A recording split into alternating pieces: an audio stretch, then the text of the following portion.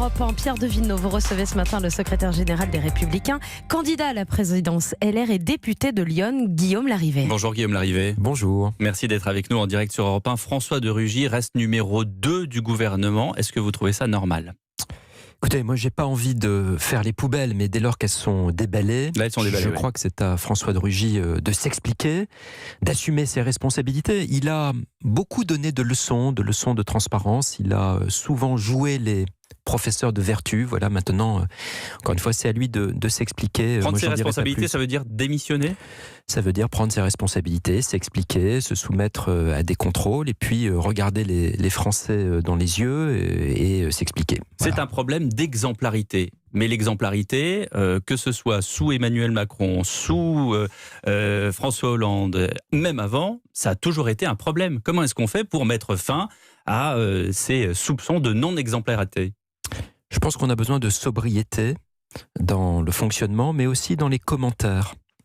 Dans les commentaires, c'est-à-dire c'est nous, c'est la presse, c'est à nouveau les médias qui sont coupables ? Non, dans les commentaires, je considère qu'il y a des gens qui parfois se posent en professeurs de vertu et qui feraient bien d'avoir un peu de modestie dans l'expression. Mais à droite, il y a eu la même chose avec François Fillon, qui s'était posé comme quelqu'un d'exemplaire, qui voulait instaurer la rigueur, et lui-même a été rattrapé par la non-rigueur, à tout le moins la non-rigueur.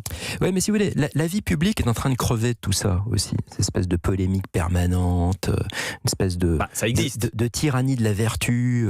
Voilà, il y a eu des abus, il y a des abus, mais il y a aussi beaucoup de contrôle. Les députés aujourd'hui produisent, et c'est bien normal, des notes de frais. Il y a un déontologue à l'Assemblée nationale qui contrôle tout ça. On doit même avoir un commissaire aux comptes qui vérifie nos frais de fonctionnement. Enfin, tout ça existe. Il y a eu dans le passé beaucoup d'abus à l'évidence. Il y en a sans doute encore aujourd'hui. Il faut que les contrôles se fassent, mais il faut aussi qu'on parle, je pense, des vrais sujets. Pardon de le dire, mais Ouais. voilà. On va en parler, bien sûr, Guillaume Larrivé, mais quand même, pourquoi est-ce que on dote, par exemple, les caves de la République de grands crus? C'est open bar. Est-ce que c'est nécessaire? Est-ce que c'est indispensable pour, quand on reçoit une délégation étrangère, pardonnez-moi l'expression un peu familière, mais en mettre plein les yeux, en disant voilà, la France c'est ça, c'est la gastronomie, et donc du coup on a besoin de ce genre de grands crus qui sont aujourd'hui mis au jour par l'affaire de Rugy. Vous savez, il faut de la mesure. Moi, quand j'ai été élu député en 2012, j'ai été très heureux que le sommelier de l'Assemblée nationale sélectionne le vin d'Irancy, parce que je suis député Bien d'Irancy. sûr, de Lyon, ouais. Vin d'Irancy, c'est un très bon vin, mais c'est dans un prix qui est raisonnable et qui est abordable. Donc, pardon, mais je suis pas venu à l'antenne d'Europe pour faire la pub des vins de Lyon. Mais enfin, quand même, on a un art de vivre français de manière raisonnable, avec une certaine sobriété, mais aussi un art de vivre, une gastronomie. On a bien Faut pas compris jeter que le bébé avec l'eau du bain. Je veux pas non plus qu'on se transforme en moine soldat ou qu'on fasse semblant de ne pas être français. C'est tout à fait normal lorsque vous recevez, par exemple, une délégation étrangère, de leur offrir un coup de chablis. Voilà, c'est des choses qui existent. un coup de et on chablis, doit c'est pas un aussi... château Yquem, hein, Ben attention. voilà, c'est bien ce que je vous dis. Voilà, Ou on un n'est vin pas obligé de d'Irancy servir des plutôt bouteilles qu'un- à 500 €. On Voilà. peut servir des bouteilles à 15 ou 20 ou 30 €. C'est déjà pas mal. Ce climat délétère que vous condamnez, que vous regrettez, est quand même propice pour les Républicains.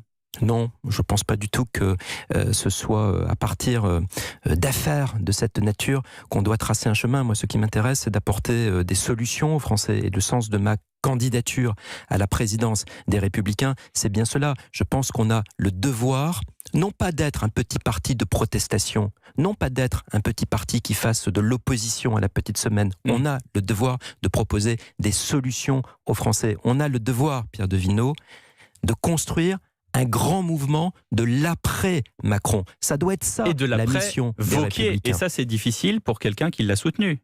Pas du tout. Moi, je suis un homme de fidélité. Laurent Wauquiez, j'ai été son allié. On a vu je où suis ça- secrétaire où ça a amené général la délégué droite. des Républicains. Je ne suis pas dans le reniement. Je suis dans la construction Vous avez de peur que le l'après. coq chante 3 fois, c'est ça? Je n'ai pas très bien compris le sens de votre question, mais en tout cas, je suis totalement déterminé pour la France de 2019, de 2020, de 2021, de construire des solutions avec nos 130 000 compagnons militants, avec nos élus à l'Assemblée nationale, au Sénat, dans les territoires, dans les fédérations. J'étais hier dans la Sarthe, au Mans, je serai lundi Vous à faites Sète, la tournée, dans vous faites la l'Hérault, tournée j'étais des dans popotes. l'Allier. Est-ce que vous Ouais, essayez bien de sûr. reconquérir un électorat qui n'existe plus? Et comment on fait alors que pour les Français, les deux personnalités qui existent vraiment à droite, c'est Xavier Bertrand d'une part et Marion Maréchal d'autre part. Eh bien, j'ai pas envie justement de tomber dans un piège. C'est pas vous qui me tendez un piège, mais le piège, ça serait de ne se définir que négativement par rapport aux autres. Moi, ce que je souhaite, c'est que nous, les républicains d'aujourd'hui et de demain, on trace notre propre chemin. Je considère qu'on a des choses à dire aux Français. On doit être le mouvement de la réconciliation nationale. Qu'est-ce que ça veut dire ? Ça veut dire qu'aujourd'hui, la France, elle est déchirée, défigurée. Les Français qui vont bien, qui votent plutôt Macron, les Français qui vont très mal, qui votent plutôt Le Pen, et quasiment 8 Français sur 10 qui ne se reconnaissent pas dans ce faux duo qui est un vrai duel. Nous avons, nous, le devoir de proposer un autre chemin, le chemin de la réconciliation française. Ça veut dire que vous avez entendu les Gilets jaunes aussi. Défendre l'autorité de l'État, défendre la laïcité, ça veut dire aussi libérer les Français, alléger les normes, alléger la pression fiscale, réduire de manière intelligente et volontariste les dépenses publiques. On a tout un chemin de solutions à proposer aux Français. Et pour ça, on a besoin d'une nouvelle équipe à la tête des Républicains. Ça n'est pas qu'une question de personne, mais c'est une question de profil, et c'est pour ça que je m'engage. Vous défendez une droite nationale libérale. Nationale, il y a quand même des réminiscences un peu... Mais la nation, c'est un mot magnifique. La nation, c'est pas le nationalisme. Qui a été galvaudé.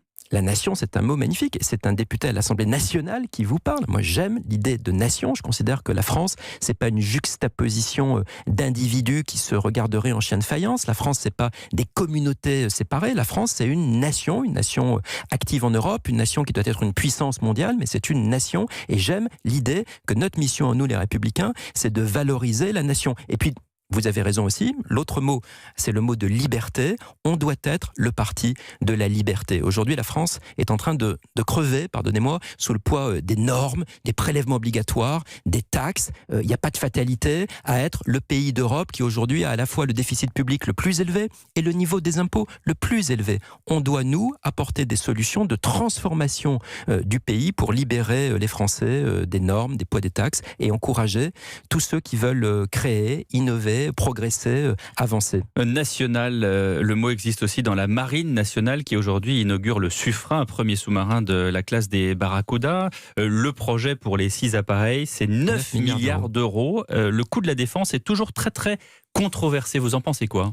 Moi, je suis totalement favorable à ce que les dépenses de l'État soient concentrées sur 2 choses. D'une part, les dépenses régaliennes, c'est-à-dire la sécurité, la justice, les armées, les affaires étrangères, et d'autre part, les dépenses d'innovation. Et en l'occurrence, ce que vous évoquez, c'est-à-dire ces magnifiques sous-marins nucléaires lanceurs d'engins, évidemment, ça va coûter 9 milliards, mais ça coche les 2 cases, si j'ose dire. C'est très bon pour la défense nationale et c'est très bon aussi pour les technologies françaises et pour l'innovation. C'est une dépense utile, d'autant plus utile que dans les 50 dernières années, on a diminué par 2 en réalité l'effort de dépenses régaliennes. C'est un tort. Moi, je pense qu'il faut concentrer les dépenses de l'État sur ce qui est au cœur des missions de l'État. Il ne faut pas que les dépenses soient des dépenses de fonctionnement courant, mais des dépenses d'investissement et d'innovation. Ça, oui, c'est nécessaire et c'est utile, et ça fait aussi la grandeur de la France. Merci beaucoup, Guillaume Larrivé. Bon 14 juillet, j'imagine, dans Lyon ? Absolument, je serai demain, samedi 13 juillet, pour le défilé à Auxerre, le défilé patriotique, et j'invite